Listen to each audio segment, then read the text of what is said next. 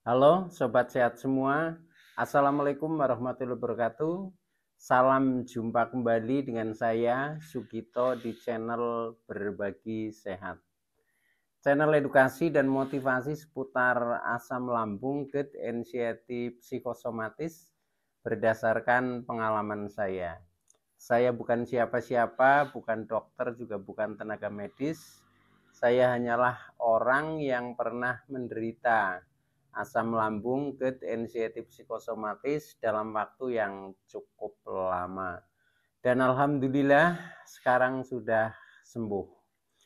Harapan saya khususnya kepada teman-teman yang masih dalam penderitaan asam lambung, GERD, anxiety, psikosomatis, setelah menonton video ini akan dapat tersugesti dan termotivasi untuk dapat cepat sembuh.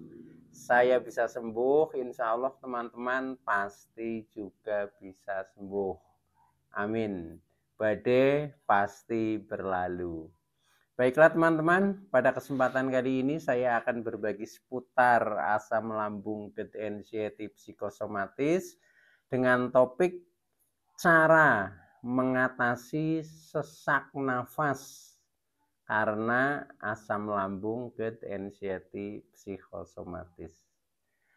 Materi ini juga sebagai jawaban ya atas komennya subscriber setia yang punya akun Elang Arkana ya. Halo Mas Elang Arkana ya. Di dalam komennya bertanya, Pak, cara mengatasi sesak nafas karena asam lambung bagaimana?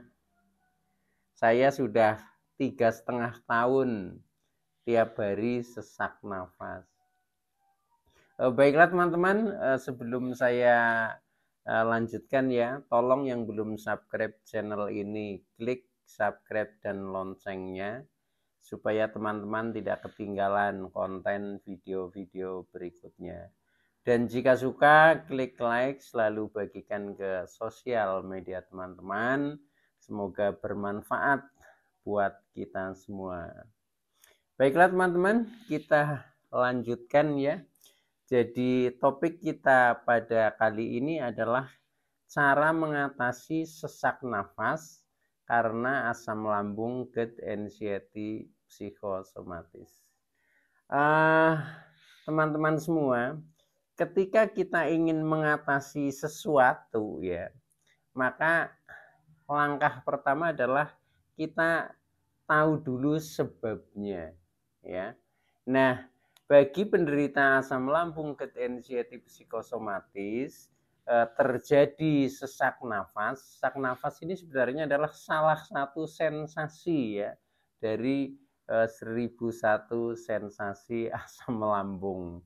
Nah, ini adalah sensasi yang juga sering kita rasakan ya. Bahkan rata-rata untuk para teman-teman yang menderita ini rata-rata sudah mengalami. Walaupun intensitasnya ada yang sering, hampir seperti tiap hari, tapi ada yang kadang-kadang muncul, kadang-kadang tidak, itu seperti itu.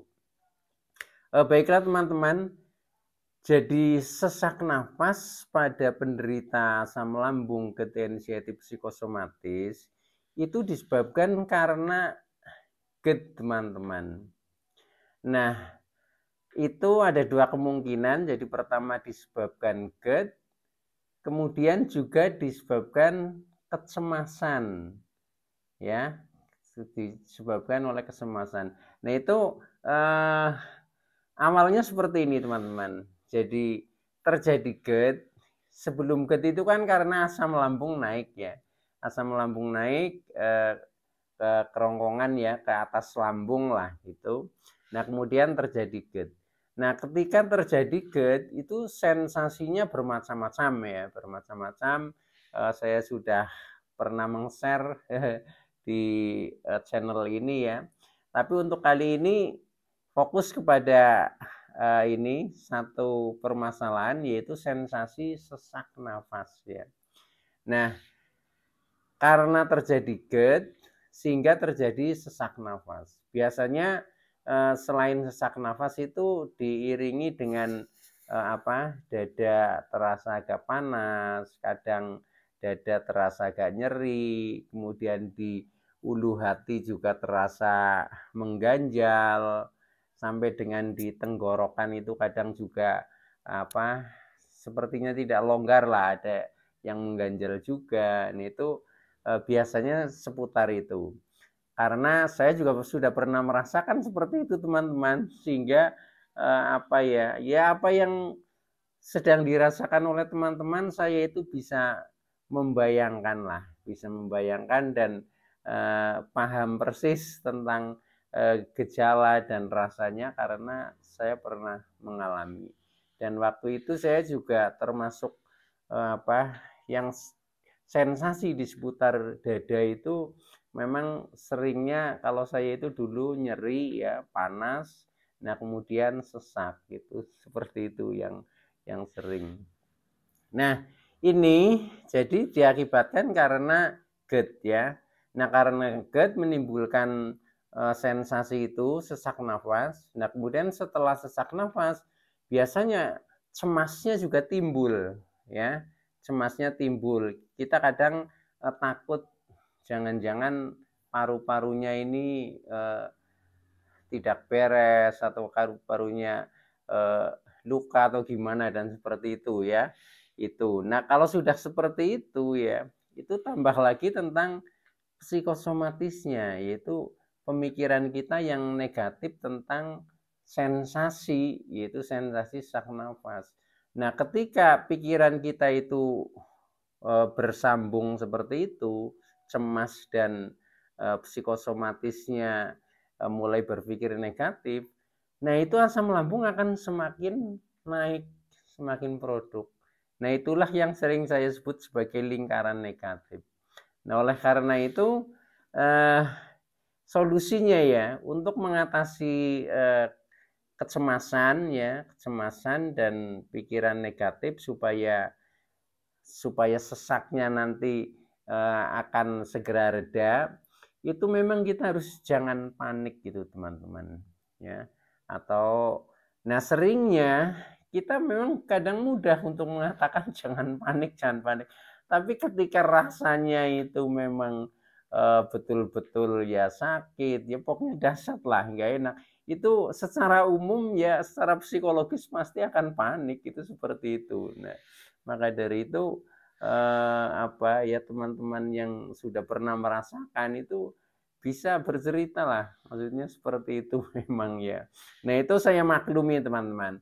Saya dulu juga seperti itu, tapi nanti berangsur-angsur setelah kita banyak sharing bagaimana cara mengatasi, akhirnya tahu-tahu sembuh seperti itu. Nah itu jadi langkah yang pertama tadi kita sudah tahu sebabnya ya, sebabnya karena GERD dan kecemasan sehingga menjadi sesak nafasnya. Nah kemudian langkah yang kedua, dalam kondisi seperti itu kita jangan panik. Artinya jangan menambah panik supaya asam lambung itu tidak semakin naik gitu, yang kedua. Nah kemudian yang ketiga ya, karena sesak nafas itu biasanya kan seperti ya pokoknya tidak longgar lah yang namanya sesak. Nah lakukan pernafasan teman-teman ya, pernafasan. Sebelum pernafasan biasanya kalau saya dulu itu saya minum air hangat dulu ya, minum air hangat ya 1 gelas lah.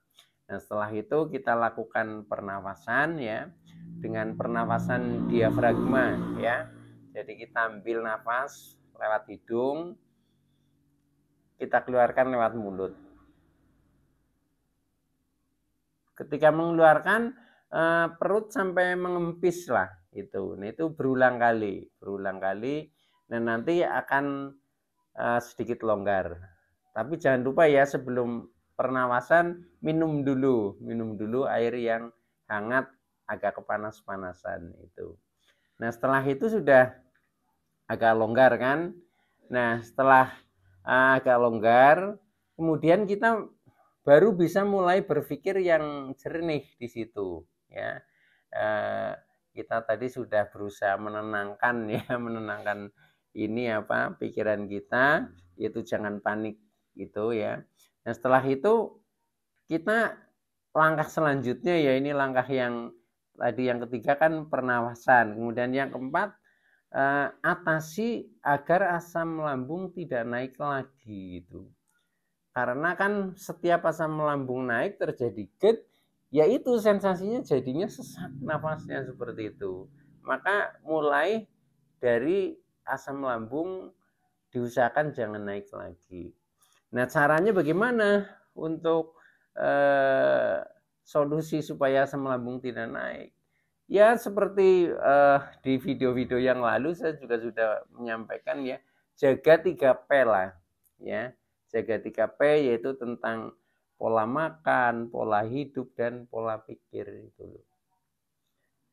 Pola makan tentunya berusaha ya makan tepat waktu, kemudian hindari yang makanan-makanan yang kontra dengan lambung kita atau makanan pantangan itu. Dan kalau saya ada semacam makanan herbal lah yang waktu itu saya konsumsi rutin ya, yaitu ini teman-teman. Pertama ya saya minum air kunir ya, air kunyit ya, air kunyit itu saya minumnya itu, terus ditambah saya makan buahnya pisang kapok ya. Jadi pisang kapok itu saya sehari 2 ya, pagi dan sore itu. Terus kalau air kunyitnya ya 1 hari bisa 2 gelas atau 1 gelas lah. Kalau misalnya 2 gelas ya pagi dan sore itu. Terus tambah 1 sendok madu gitu. Usahakan madu yang murni itu. Nah itu berangsur-angsur menjadi apa? Fisik itu menjadi semakin terbangun menjadi kuat ya. Terus asam lambung juga lama-lama tidak naik gitu. Itu karena yaitu pengaruh kunyit, kemudian pisang kapok itu juga termasuk membersihkan ini paru-paru juga. Nah akhirnya menjadi tidak sesak. Nah sedangkan madu itu adalah ya seperti untuk suplemen lah, untuk menambah tenaga itu seperti itu.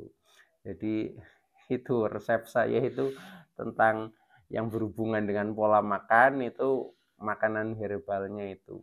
Terus untuk ngemilnya saya tambah dengan labu kuning rebus itu teman-teman ya. Itu kan lembut sekali. Nah itu nyaman di perut. Nah itu lama-lama jadinya berangsur-angsur sembuh. Jadi akhirnya tidak kambuh, enak, terus perut tidak kembung lagi, akhirnya tidak naik GERD, dadanya tidak panas. Nah akhirnya sembuh seperti itu.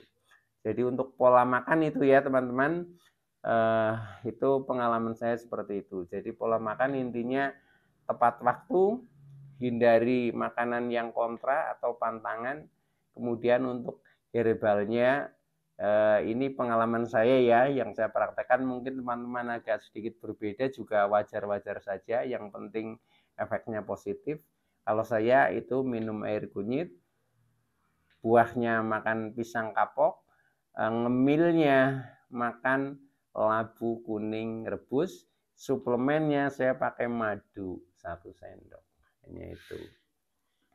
Itu untuk seputar makan ya. Kemudian untuk seputar pola hidupnya ya, kita karena kita sedang masih dalam penderitaan, kita batasi aktivitasnya. Artinya kita jaga jangan sampai kecapean teman-teman seperti itu. Dan yang kedua pola istirahat. Jadi istirahat itu usahakan cukup, idealnya ya kurang lebih 7 sampai 8 jam lah. Itu seperti itu. Nah, kemudian untuk pola pikirnya ya kita berusaha berpikir yang positif, tidak selalu menganalisa tentang sensasi yang ada menjadi lebih menakutkan gitu. Jadi kita anggap karena penderitaan waktu saya itu sudah bertahun-tahun, jadi saya tenang saja akhirnya seperti itu. Ketika awal-awal memang setiap ada sensasi itu seperti goncang sekali. Nah, ketika jiwa kita goncang itu akan nambah karena anxiety dan psikosomatisnya aktif sehingga asam lambung akan naik terus itu.